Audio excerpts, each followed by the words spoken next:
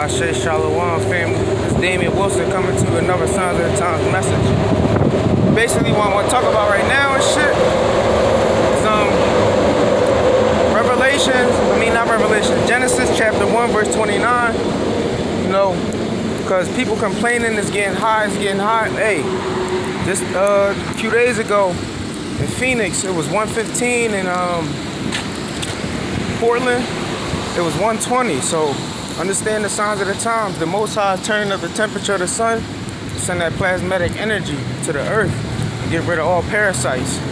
But yeah, shouldn't be eating meat at this time because meat is lab grown in vitro. And then you got I forgot, the old head from work at the Illuminati and shit, whatever that shit called. He talking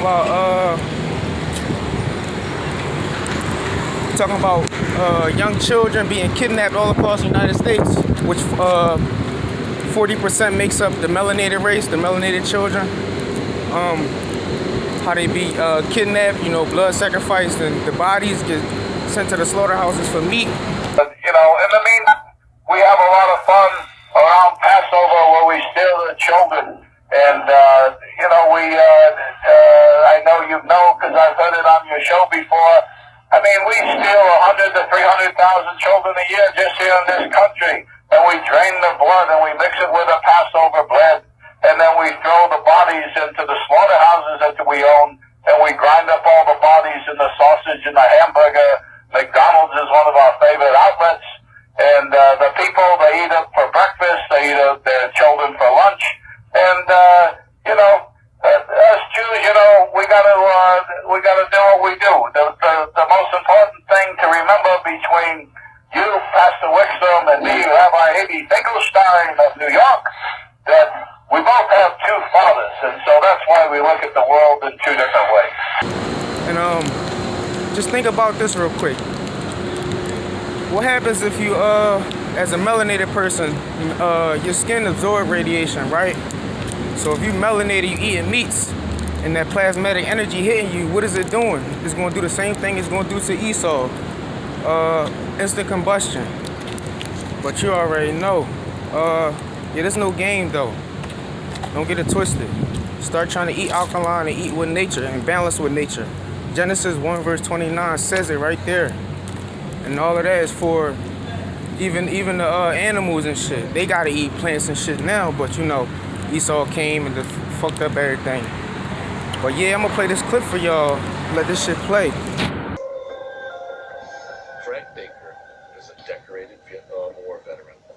He has 2 Purple Hearts and a gallantry medal. But his closest brush with death was not on any battlefield. It was right here in Vermont. This is the first time he's spoken about the horrific events of June 1995. We were getting ready for fishing. We were sitting on the couch the day before the Derby. Everything was great. Pete was sitting next to me. We were having one hell of a time. And all of a sudden,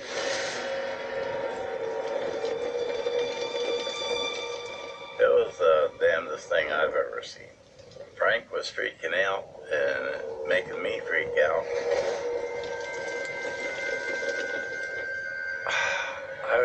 I was in sheer panic. All I could do was try to fight it.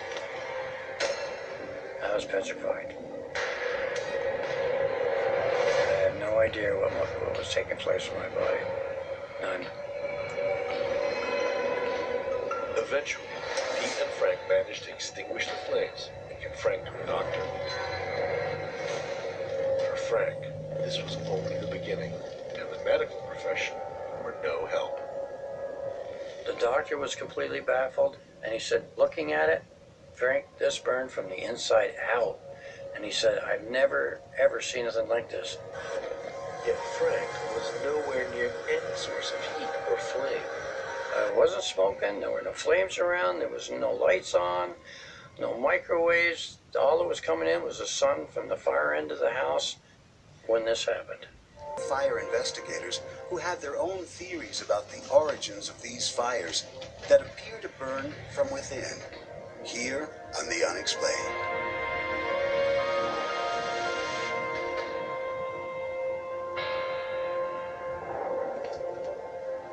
The classic profile of an alleged spontaneous human combustion victim is an older woman who is overweight, alcoholic, and infirm.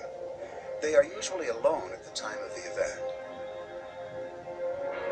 In many ways, 51-year-old Beatrice Oski fit that profile. But a profile doesn't reveal the human drama behind the case study.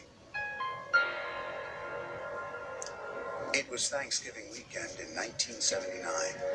Mrs. Oski kissed her son Frank goodbye and wished him a safe journey. Frank was going skiing for the weekend and had a long drive ahead. Ironically, it was the housebound mother's life that would be in jeopardy. Beatrice Oski struggled with a drinking problem. She was also handicapped, wearing a brace on her left leg. Years before, she had broken her ankle. Because she was a diabetic, it had never healed properly. Despite these problems, her son didn't worry about leaving her alone. She was not scared to be alone. You know, she was a fairly brave woman, really. She just had one fear, and that was a fire.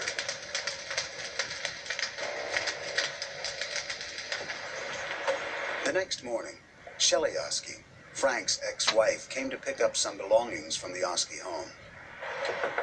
Knowing Beatrice was handicapped, she waited patiently for the door to be answered. But at a certain point, Shelley became concerned and let herself in. Mom? She smelled smoke and called out for her mother-in-law. Mom? When there was no answer, Shelley became frightened and called the fire department. It was very warm in the house. Some smoke was still lingering, but not any real noticeable foul odors. Certainly not any smells that you would think would be associated with a human being, being burned. As seen in this actual photo, the paramedics were confused by what confronted them. It took a few minutes to actually digest the whole picture that there was a person actually sitting in the chair who had died. The Bolingbrook, Illinois Fire Department backs up every paramedic team with a fire engine. A few minutes later, Lieutenant Daryl Hafner arrived on the scene. We didn't really know what we had sitting down there on the floor, whether it was a pile of papers, a bag of garbage, and we really had to stand back and get our senses together and say, what is this? And then I noted a foot, and I think there was a brace on one leg, and I thought, this has got to be a person. The area from above Mrs. Oski's knees was burnt away. Literally burned to the bone. But understand, yo, stop eating meats. Start eating natural-based foods. Shalom.